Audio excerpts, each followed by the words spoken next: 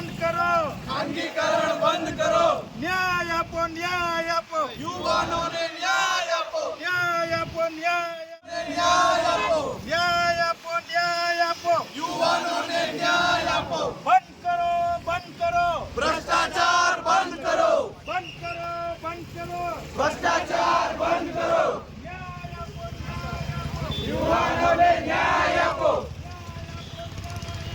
યુવાનોને ન્યાય આપો. એના માટે અમે તમને આવેદનપત્ર આપીએ છીએ. રાજ્યપાલશ્રીને તમે આવેદનપત્ર અમારું પહોંચાડજો. આમનો પ્રશ્ન અમારો આજે નહીં હલ થાય આવનારા સમય એટલે અમે તમને આવેદનપત્ર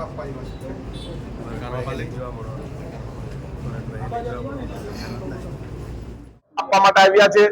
ડીજીવીસીએલ ના એફઆરટી ના કર્મચારી જે છે, આઉટસોર્સિંગ ના કર્મચારીઓ જે યુવાનો છે, એમનું શોષણ થઈ રહ્યું છે. એમને પૂરતો પગાર નથી મળતો, પૂરતા સારામાંના સેફટીના સાધનો નથી મળતા, એમને પગાર સ્લીપ નથી મળતી અને એમને 22-23 હજાર પગારના બદલે 12 થી 13 હજાર પગાર મળે છે. પોતાની માંગણીઓની સાથે અમે મામલતદારશ્રીને આવેદનપત્ર આપ્યું છે. જો અમારી વાત ઉપર સુધી પહોંચાડીને પણ મેનેજમેન્ટની ટીમ યુવાનો સાથે અમારી સાથે નહીં મળશે તો આવનારા દિવસમાં ડીજીવીસીએલની કચેરી જે વલસાડ ખાતે છે ત્યાં અમે હલ્લાબોલ કરીશું. ત્યાં પણ જો અમને પરિણામ ન મળે તો અમે સુરતની કચેરી પર હલ્લાબોલ કરીશું અને ત્યાં પણ પરિણામ ન મળે તો અમે ઉર્જા મંત્રી કનુભાઈ દેસાઈના ઘરનો ઘેરાવો કરીશું. અમે એફઆરટી ટીમમાંથી અમે કામ કરીએ છીએ જીવીમાં.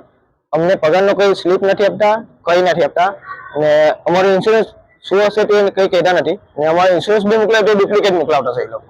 ને સેફટી માટે એટલું થર્ડ ક્લાસ વાપરે ને ડીઓ માટે બી રોડ લાગે ને હેલ્મેટ બધા તૂટી જાય નીચે પડે એટલે. ને કોઈનું સેફટીનું કોઈ જવાબ નથી આપતા ને એ લોકો રૂબરૂ એ લોકોને અમને મીટિંગ કરવા બોલાવીએ તો બી નથી આવતા અને કોઈનો ફોન રિસીવ નથી કરતા. અમે કે અમે બધા ગ્રુપ સાથે અમારી મીટિંગ કરે એ લોકો એમ કે અમે એકલા ડિવિઝન પર જઈને વાત કરીએ. કોના સાથે આવીને આવેદન આનંદ પટેલભાઈ.